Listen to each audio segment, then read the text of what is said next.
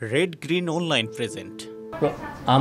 প্রকাশ পেয়েছে বলে কি আপনি নিজের উদ্যোগে সংগ্রহ করেছেন, নাকি আমরা প্রেস বিজ্ঞপ্তির মাধ্যমে আপনাদেরকে জানিয়েছি, কোনটা?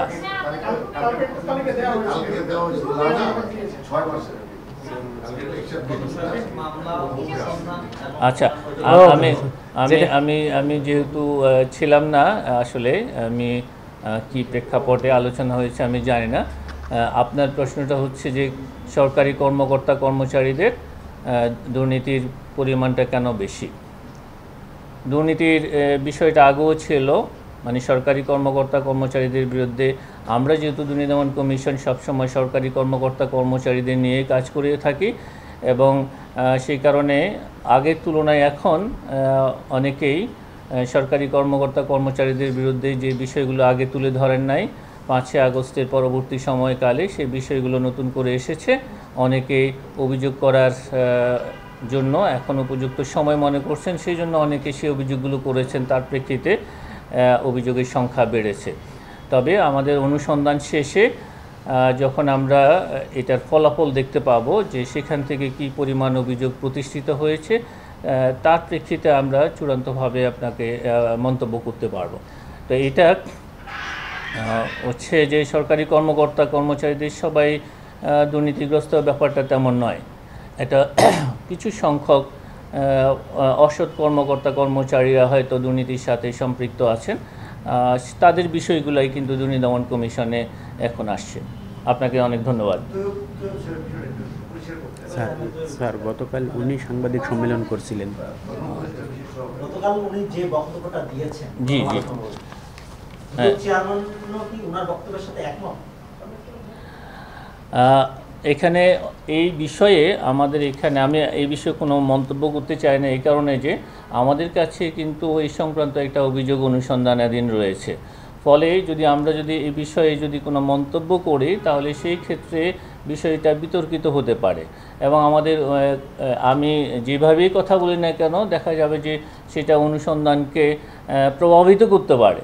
তো সেই কারণে আমার মনে হয় এই বিষয়ে মন্তব্য না করাই ভালো। আপনি দুর্নীতি দমন কমিশনের মুখপাত্র হিসেবে কোনো মন্তব্য করতে চাচ্ছেন না, কারণ মন্তব্য করলে বিষয়টি প্রভাবিত হতে পারে, কিন্তু তৈয়ব সাহেব যখন মন্তব্য করে তখন সেটা প্রভাবিত করে না।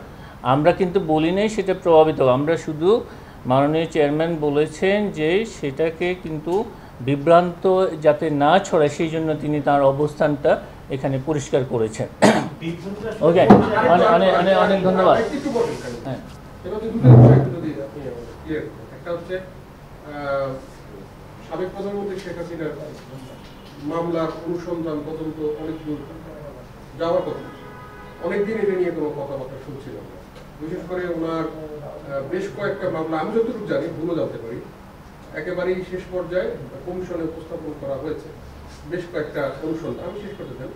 তো সেক্ষেত্রে এগুলোর কোনো অগ্রগতি আসলে শুরু থেকে যেভাবে এই মামলাগুলো দেখছিল এখন কি পিছিয়ে আসতেছে কিনা, কোনো চাপ রয়েছে কিনা, এই মামলাগুলো অনুসন্ধান শেষ করা কবে শেষ হবে, অথবা মামলাগুলো হবে কিনা আদৌ একটু যদি বলতেন।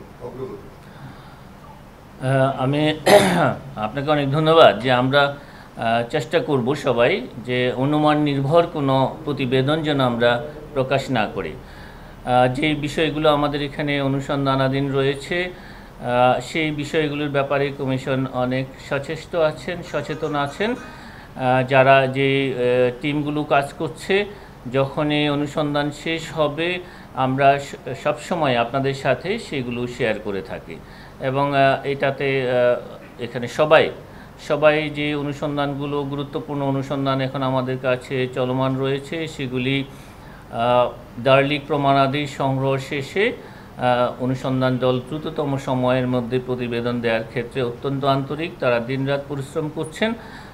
আমার মনে হয় না যে আপনাদের মনে যে সংখ্যা তৈরি হয়েছে এটার কোনো কারণ আছে। নিশ্চয়ই আমাদের যে টাইম ফ্রেম আছে সেটা অনুসরণ করেই তারা চেষ্টা করছে রিপোর্ট যথাসময়ে দাখিল করার জন্য। আপনারা নিশ্চয়ই জানেন যে আমরা এর আগেও আপনাদেরকে জানিয়েছি যে যেসব ক্ষেত্রে দেশের বাইরে থেকে অনেক তথ্যাদি আমাদের সংগ্রহ করতে হয়, যেগুলিতে আমরা মিউচুয়াল লিগ্যাল অ্যাসিস্ট্যান্স রিকোয়েস্ট পাঠিয়েছি অনেক জায়গা থেকে, এখনও আমরা দালিলিক প্রমাণাদি সংগ্রহ করতে পারেনি বা আমাদের কাছে এখনও সেগুলো এসে পৌঁছায়নি।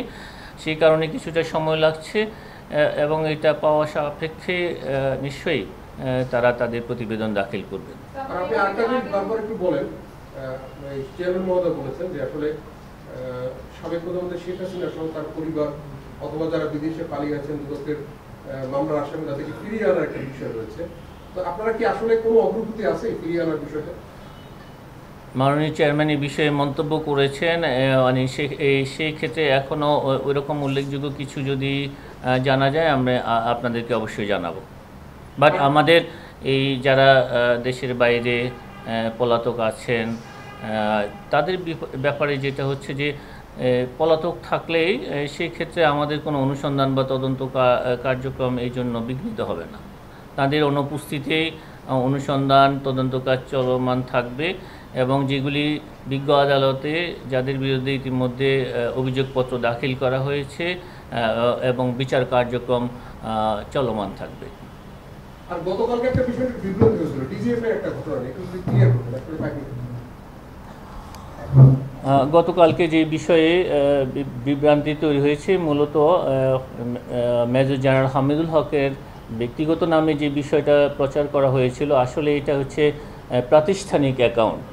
যখন কর্মকর্তা ডিডিও যখন থাকেন, আয়ন ব্যাংক কর্মকর্তা যিনি থাকেন সাধারণত তার নামে এই অ্যাকাউন্টগুলো থাকে। যখন ডিডিও পরিবর্তন হয়ে যায়, মানে অবসরে যেতে পারেন, তার বদলি হতে পারে, সেই সব কারণে দেখা যায় যে পরবর্তীতে যিনি দায়িত্ব গ্রহণ করেন তখন কিন্তু আয়ন ব্যাংক কর্মকর্তার পরিবর্তন হয়ে যায়। কিন্তু এই ব্যাংকে এই তথ্যগুলো আপডেট ছিল না, সেই কারণেই ওই প্রাতিষ্ঠানিক টিমের টাকার বিষয়ে যে তথ্যটা এসেছে সেটা জব্দ করা হয়েছিল বা ফ্রিজ করার উদ্যোগ নেওয়া হয়েছিল। তো এটা আসলে একটা বিভ্রান্তি হয়েছে বোথ এন্ডে। যারা এটা এইগুলি আপডেট করার কথা ছিল ব্যাংকের, কারণ আমাদের কর্মকর্তারা আছে ব্যাংকের তথ্যের ভিত্তিতে এই উদ্যোগটা গ্রহণ করেছিলেন। পরে জানা গেছে যে তাদের ডিজিএফের পক্ষ থেকে এটা জানানো হয়েছে যে এটা অ্যাকচুয়ালি প্রাতিষ্ঠানিক অ্যাকাউন্ট, তার ব্যক্তিগত অ্যাকাউন্ট ছিল না।